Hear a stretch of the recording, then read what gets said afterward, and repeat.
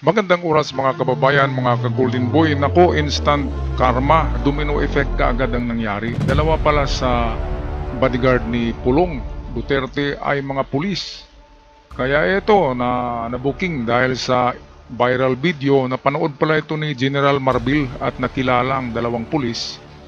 Kaya sibak sa pwesto at hindi lang yan, pati yung kanilang mga commander ay damay-damay na dahil sa pag-moonlightning o itong pagsama-sama na nagpapaligaya lang as a bodyguard ni Pulong Duterte. Narito ang ulat courtesy ng GMA Integrated News. Dalawang pulis ang nabisto ng PNP na rumaraket bilang bodyguard ni Davao City 1st District Representative Paulo Duterte. Sabi ni PNP Chief Romel Marbil, nakilala sila sa viral video sa isang bar kung saan ayon sa isang complainant nananakit si Congressman Duterte. Ito, so kayo dyan na mga mahilig magbar, mga barista, kung bawal sa inyo ang ganitong mga gawain, kung kayo'y mga pulis, ay huwag kayo basta-bastang humarap sa CCTV, di ba? O kaya wag na lang kayo papasok kasi lahat ngayon ng establishmento ay meron na talagang mga CCTV, kaya makikita kayo. Kung papasok kayo diyan, dapat nagmaskara kayo or nagbubunit, di ba? Meron namang mga maskara ngayon na nabibili na magaganda, na parang totoo, di ba? Kasi tulad ng ganyan, no? Ayan, no? Di ba? Huling-huli, sibak sa pwesto, sinurinder yung armas, pati ID, at mayroong kaso. Alam naman natin na itong si General Marbil ay napakagiting na general nito. Kasama ito ni Torre. Tinutugis talaga nila mga ano yan eh. Talagang yan yung humuli nga kay ano eh. Kay Kibuloy, pati na kay Digong ay kasama din si General Marbil at Torre. Kaya yung dalawang yan ay wag niyong anuhin yan. Delikado yan na general kasi action kaagad.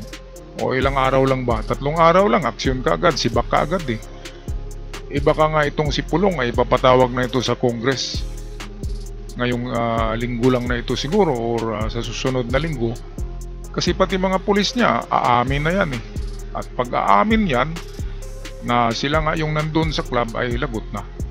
Lalong lalaki ang kaso na ito at lalong lalakas. Nako, kunting pagkakamali lang talaga, no? Kaya dapat maingat kayo sa mga ganyan kung talagang mahilig kayo ng mga bar. Kasi nakikita tayo, merong CCTV.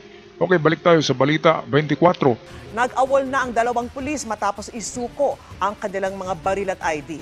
Ayon sa PNP Chief, madi-discharge ang dalawang pulis at mananagot pati ang kanilang mga commander. Pinag-utos ni Philippine National Police o PNP Chief General Romel Francisco Marbil ang pagsibak sa dalawang police officers na sinasabing rumaraket din bilang bodyguards ni Davao City 1st District Representative Paulo Pulong Duterte. Ito, ang kawawa nito ay yung kanilang mga commander.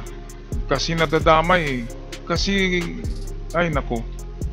Kayong mga ano dyan, meron akong mga kaibigan na general eh. Puentes, General Macapas, General Abisado. Kaya palagi akong naghalubilo noon sa mga pulis.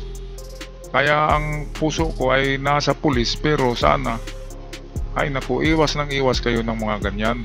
Kasi pulis kayo eh, kahit matutulog kayo, kahit walang suot na uniform ay pulis kayo. Kapag nakita kayo ng inyong commander ay lagot kayo, lalo na ang makakita sa inyo ay itong si General Marbil, ay lagot kayo dyan, mga pulis.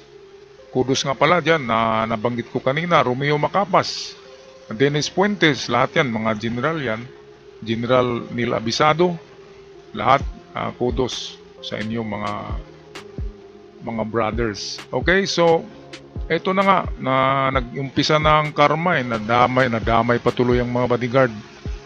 Ay nako, huwag kasi kayong magserbisyo sa alam nyo na parang delikado ang trabaho nyo. Mga kaibigan, mga igan, mga kapulisan na mahilig mag-bodyguard, siguraduhin nyo na ang inyong sinisilbihan ay hindi kayo madadawit sa mga ganyan. Okay, dapat mabait. Alam nyo na mabait yung nyo, amo. Diba? Kasi kung madamay kayo tulad ng ganyan, mawalan kayo ng trabaho, naku, hirap. Lalo na, dami yung mga girlfriends eh. Alam ko dahil ang mga pulis kaibigan ko, Marami kayong girlfriend. Kaya lagot na ang sustento, di ba? Ay nako. Kaya iwas-iwas lang sa mga ganyan. Nadamay tuloy kayo dahil kay Pulong Duterte. Kawawa tuloy kayo. Anyway, ay malampasan nyo rin yan. Itong si Pulong ngayon ang sisihin nyo kung bakit nagkaganon, di ba? Okay, balik tayo dito sa ating balita. Sa isang press conference ngayong araw, inihayag ni Marbil na sinampahan ng administrative charges for grave irregularities in the performance of duty ang 2 personnel na naka-assign sa Davao City Police Office. Nirelieve din sa pwesto ang kanilang mga commander. Nadiskubreng sumasideline bilang bodyguard ang 2 matapos silang maispatan sa viral video kung saan makikita si Duterte na nananakit ng isang lalaki sa loob ng isang bar. Nagbabala naman si Marbil sa police officers na tiyaking sineseryoso ng mga ito ang kanilang tungkulin. Ito, paalala. Paalala, sabi ng inyong General Marbil ay isipin nyo ang inyong tungkulin bago magpapasarap, di ba? Baka malapit na ang retirement nyo, hindi kayo makaretire. Kayo lang, bahala kayo dyan. Basta sabi ko sa inyo ay klaro, kitang-kita kayo sa CCTV.